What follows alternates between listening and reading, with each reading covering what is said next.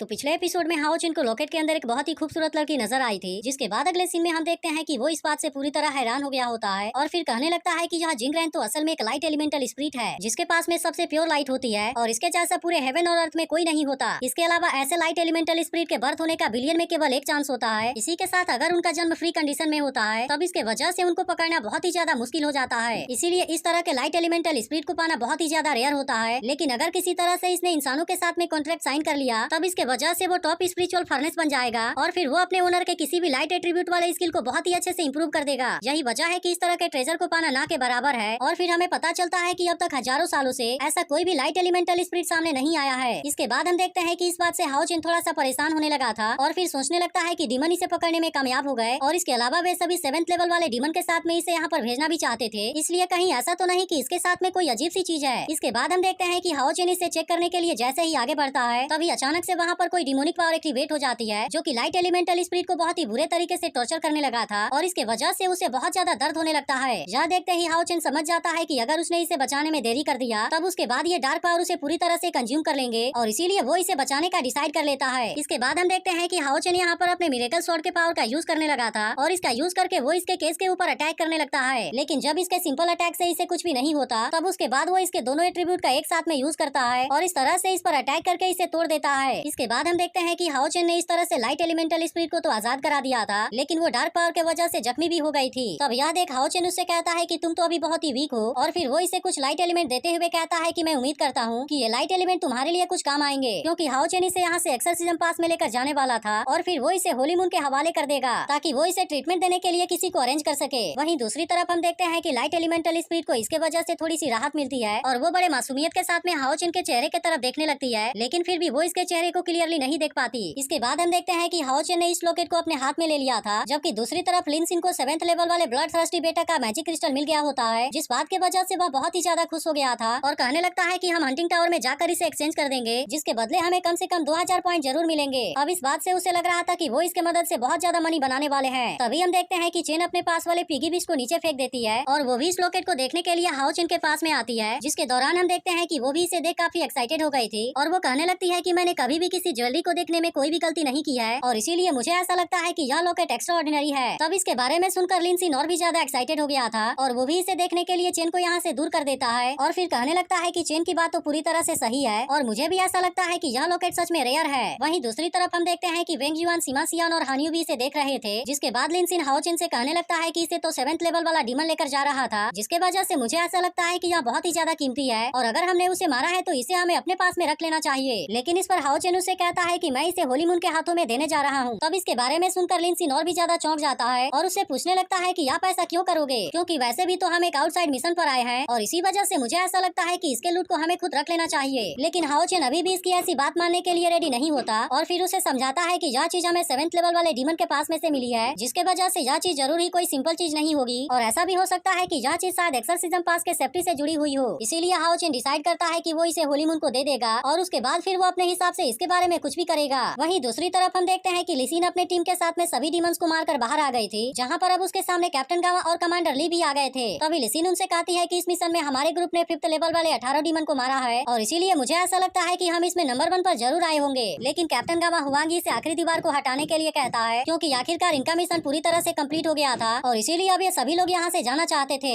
इसके बाद हम देखते हैं कि हुआंगी अपने पावर का यूज करके जैसे ही यहाँ के दीवार को हटाता है तभी अचानक से 7th लेवल वाले डीमन की डेड बॉडी इसके ऊपर गिर जाती है। अब इस बात के वजह से हुआंगी बहुत ही ज्यादा डर गया था और फिर वो तुरंत यहाँ से भागकर कैप्टन गामा के पास में आ जाता है। लेकिन इसे देखते ही कैप्टन गामा भी पूरी तरह से हैरान हो गया था और फिर कहता है कि यह तो असल में 7th लेवल वाला ब्लड थर्स्टी बेटा है, जिस पर लिन सिन उससे कहता है कि हाँ आपने बिल्कुल सही कहा और इसको खुद हमारे टीम के लीडर ने ही मारा है। अब इतनी बात कहने के बाद वो इसके डेड बॉडी को अपने पास में रख लेता है और फिर कहता है कि इसमें हम जरूर ही नंबर 1 पर आएंगे। लेकिन तभी हम देखते हैं कि लिसिन को हाओ चिन के बारे में चिंता होने लगती है और फिर वो उसके पास में आकर उससे पूछती है कि कहीं तुम जख्मी तो नहीं हो गए। तब इस पर हाओ चिन उससे कहता है कि तुम इसके बारे में चिंता ना करो, क्योंकि मैं पूरी तरह से सही हूँ। लेकिन तभी कैप्टन गामा इनसे डीमन के सभी फूड सप्लाई को डिस्ट्रॉय कर देने के लिए कहता है, जिसके बाद ये सभी एक साथ में मिलकर इन सारी चीजों को डिस्ट्रॉय कर देते हैं और अब इस तरह से वे सब यहाँ से एक्सर्सिज्म पास के लिए निकल भी जाते हैं। वहीं दूसरी तरफ हम देखते हैं कि बुल डीमन गॉड अपने दोनों साथियों के ऊपर काफी गुस्सा हो गया था, क्योंकि एक्सर्सिज्म पास वाले इनके रोड मैप को चुराने में कामयाब हो गए और इन्हीं सब बातों के वजह से वो इनके ऊपर काफी गुस्सा हो रहा था। पर तभी दूसरा डीमन गॉड कहता है कि अब इसके बारे में बात करने से कोई भी फायदा नहीं है, जिसके बाद bull demon God flame demon से पूछता है कि कि अब हमें इसके बारे में क्या करना चाहिए, क्योंकि उन्होंने तो हमारे फूड ट्रांसपोर्ट वाले टीम को भी पूरी तरह से बर्बाद कर दिया है, जिसके वजह से अब तो हमारे पास में कोई भी फूड नहीं बचा है और अब ऐसा लगता है कि सभी डीमन भूख से तड़प कर मरने वाले हैं। अब इसी बात से वो एक्सोर्सिज्म पास के ऊपर बहुत ज्यादा गुस्सा हो गया था और इनसे कहता है कि चलो हम उनको भी पूरी तरह से बर्बाद कर दें। तब यह सुनकर फ्लेम डीमन गॉड उससे पूछता है कि क्या तुम्हारे कहने का मतलब है कि हमारे पास में राशन के लिए कोई भी सामान नहीं बचा, जिस पर बुल डीमन गॉड कहता है कि अब तो हमारे पास में एक बाल भी नहीं बचा है और इसके अलावा वे लोग हमारे उस ट्रेजर को भी लेकर चले गए हैं जिसे कि हमने काफी मेहनत के बाद पाया था। तब इसके बारे में सुनकर फ्लेम डीमन गॉड कहता है कि यह तो बहुत ही ज्यादा इंटरेस्टिंग है, लेकिन वे इंसान अपने टेम्पटेशन को नहीं रोक सकते और इसके अलावा अभी भी उसके ऊपर गॉड का सील लगा हुआ है। इसके बाद वो शहर से इसके बारे में ऑर्डर भेजने के लिए कहता है, क्योंकि वो अपने पूरे आर्मी को वहाँ से पीछे करना चाहता है। वहीं दूसरी तरफ हम देखते हैं कि कैप्टन गामा और सभी लोग एक्सोर्सिज्म पास में वापस आ गए थे, जिसके बाद कैप्टन गामा और कमांडर ली सीधे होली मून के पास में आते हैं और कैप्टन गामा उसे बताता है कि हाओ चिन का प्लान पूरी तरह से सक्सेसफुल रहा, जिसके वजह से इस मिशन में इनके एक भी आदमी नहीं मारे गए। इसके अलावा इन लोगों ने डीमन क्लैन के सारे फूड ट्रांसपोर्ट टीम को पूरी तरह से बर्बाद भी कर दिया। जिसके बाद हम देखते हैं कि इसके बारे में जानकर होली मून भी बहुत खुश हो जाता है और फिर कहता है कि अगर ऐसा बात है तो फिर बहुत ही अच्छा है, क्योंकि अब इसके वजह से एक्सोर्सिज्म पास के ऊपर 6 महीने तक कोई भी खतरा नहीं होगा और वे डीमन यहाँ पर अटैक करने की कोशिश भी नहीं करेंगे। तभी कैप्टन गामा उससे कहता है कि हाओ चिन ने मोजू ग्रेन ट्रांसपोर्ट के टीम के लीडर को भी मार दिया, जो कि असल में 7th लेवल वाला एक ब्लड थ्रस्टी बेटा था। तब इसके बारे में सुनकर होली मून हाओ चिन से और भी ज्यादा इंप्रेस हो जाता है और कहता है कि हाओ चिन तो सच में कमाल का है, क्योंकि वह तो अभी केवल लेवल 5 में है, लेकिन इसके बाद भी वो लेवल 7 वाले डीमन को मार सकता है। तभी हम देखते हैं कि कैप्टन गामा होली मून से हाओ चिन के बारे में कुछ कहना चाहता था, लेकिन होली मून तुरंत उसे चुप रहने के लिए कहता है और फिर कहता है, मैं जानता हूँ कि तुम हाओ चिन को ज्यादा मेरिटोरियस सर्विस देना चाहते हो। तब इसके बारे में सुनकर कैप्टन गामा हंसने लगता है, लेकिन वहीं दूसरी तरफ हम देखते हैं कि कमांडर ली इस बात से खुश नहीं होता। तभी कैप्टन गामा होली मून को वह लोकर देते हुए कहता है कि यह चीज हाओ चिन को लेवल 7 वाले डीमन के पास में से मिली, लेकिन मेरे पास में टाइम के कमी होने की वजह से मैं इसके अंदर नहीं देख पाया। इसके बाद हम देखते हैं कि होली मून भी इसके बारे में जानने के लिए इसे ओपन करता है और फिर जैसे ही वो लाइट एलिमेंटल स्पिरिट इसके सामने आती है, वो इस बात से पूरी तरह हैरान हो जाता है और फिर वो भी कहता है कि जिंगरैन तो लाइट एलिमेंटल स्पिरिट है। तब इसके बारे में सुनकर बाकी लोग भी पूरी तरह से हैरान हो गए थे और कैप्टन गामा कहने लगता है कि यह तो बड़े हैरानी की बात है, क्योंकि हजारों सालों से इस तरह का कोई भी स्पिरिचुअल फर्नेस अपीयर नहीं हुआ। लेकिन इसी के साथ साथ वह इस बात से परेशान भी होता है कि आखिरकार ऐसा चीज डीमन के हाथ में कैसे आ गया। तब इस पर होली मून कहता है कि वैसे तो हम इसके बारे में कुछ भी नहीं कह सकते, लेकिन मुझे ऐसा लगता है कि डीमन ने इसे इतने समय से बुरी तरह से टॉर्चर किया है, इसीलिए अगर हमने इसे जल्दी ही कोई ट्रीटमेंट नहीं दिया तब मुझे डर है कि ये लाइट एलिमेंटल स्पिरिट जल्दी ही मर जाएगा। तभी हम देखते हैं कि वो लाइट एलिमेंटल स्पिरिट होश में आ जाती है और वो इनको अपने सामने देख थोड़ी सी डर गई थी और फिर खुद को बचाने के लिए एक जगह से दूसरी जगह की तरफ भागने लगती है। तब यह देख होली मून उससे कहता है, मैं जानता हूँ कि तुम फ्रीडम चाहती हो और इसके अलावा मैं जबरदस्ती तुम्हें किसी का स्पिरिचुअल फर्नेस भी नहीं बनाना चाहता, लेकिन अब मैं तुम्हें हील करने में मदद जरूर कर सकता हूँ। इसीलिए वो उससे पूछता है कि क्या तुम इंसानों को अपने साथ में बॉन्ड बनाने का एक चांस दोगी, जिसके बाद हम देखते हैं कि लाइट एलिमेंटल स्पिरिट इसके लिए मान जाती है।